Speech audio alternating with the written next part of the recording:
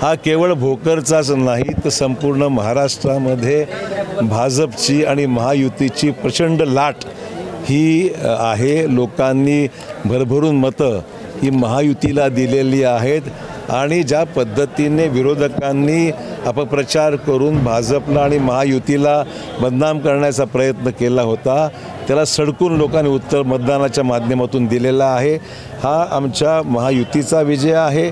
महायुतीमध्ये घटक पक्षांनी एकमेकांना सहकार्य करून एकजुटीचं प्रदर्शन केलं।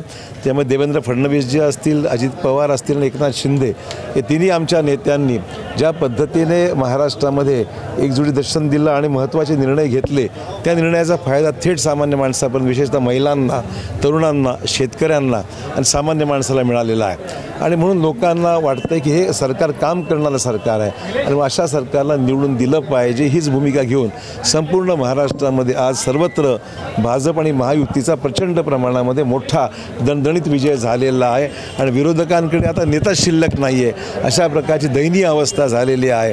खोटा प्रचार कर मला वाटतं जर नांदेडवर किंवा भोकरवर लक्ष अधिक केंद्रित करण्यापेक्षा महाराष्ट्रावर लक्ष काँग्रेस जनाने दिलं असतं, नेत्यांनी दिलं असतं तर काही वेळ आली नसती।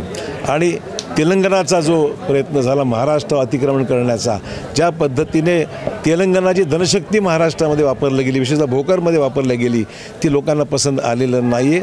हा खऱ्या अर्थाने जनशक्तीचा, तेलंगणाच्या धनशक्तीवर महाराष्ट्रातल्या जनशक्तीचा विजय आहे असं माझं मत आहे।